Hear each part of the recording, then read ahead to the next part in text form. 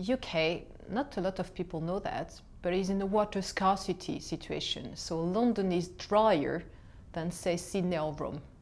So you can imagine what it means in terms of access to this resource and what the impact of climate change can be for customers such as, say, food and bev, if they need the water to produce their outputs. At the same time, climate change is about having more of the excessive or extreme weather, and there are a lot more frequent floodings in the UK, and we've experienced one like 2 years ago, which was a catastrophe in terms of risk of big infrastructure, and a lot of our customers have asked us about how can I protect now my big infrastructure from those floodings. What we can say is climate change for our customers is an increase in the risk overall. And overall, I would say what matters the most all across the various types of customer we have is the risk on their supply chain.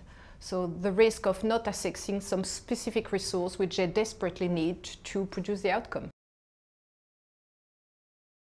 So let's talk about resource efficiency, and it's precisely what Veolia's baseline is about, resourcing the world.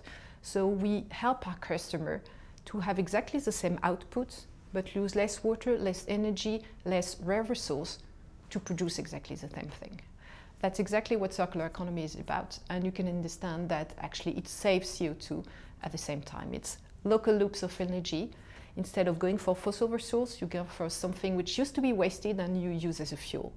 So all that come together. It's exactly why we are resourcing the world. The good news is basically we already have part of the solution, and we're here to bring solutions to our customer to try and help them tackle resource scarcity and securing their supply chain.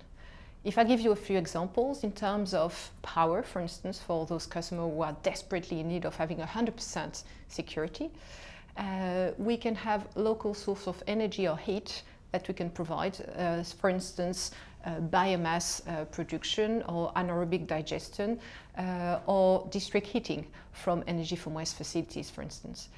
If you want to secure your supply chain in terms of metals, circular economy, where you put some metals back in the loop of production, helps you securing the supply chain because it's a shorter supply chain, more local, and therefore more resilient and more reliable. And I can multiply the examples like that. So good news is Veolia has part of the solution. I give you an extra examples of how Veolia not only has developed a large-scale solution, but is reinventing new solution every day through R&D, but through small solutions which are becoming bigger and bigger. An example of that is urban mining. We were already collecting and sweeping the streets in London and other cities in the UK, and this dust was basically landfill. We've developed a process whereby instead of landfilling it, we avoid going to landfill for 90% of it, and we found some palladium and platinum into those dust, which initially was going to landfill. So palladium and platinum is a rare metal, which not only is very expensive, but it's a scarce resource in the world, used both in the micro industry as well as in the jewelry. And basically what used to be wasted, we've mined it and extracted value, and we could go back into another loop of production. That's a perfect example of circular economy in action. So the good news is all those solutions not only make good business sense for our customer, but they can make good business sense for the country as a whole and give back to the communities and to the country. We have estimated that £2.9 billion can be created per year, so extra of the GDP on top of the existing GDP by going more circular. It's roughly 200,000 jobs created in the UK, so 10% of the unemployment, which will be tackled by those solutions. So it's not only good for the planet, it's good for our customer to secure their supply chain, but it's good for the countries we operate in.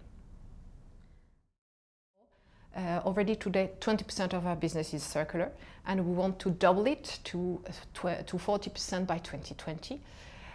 If you go beyond that, because Veolia, of course, is at the forefront of that, but we have other players in the same industry as ours. If you put all those forces together, we've estimated that basically we could solve 10% of the CO2 problems in the UK.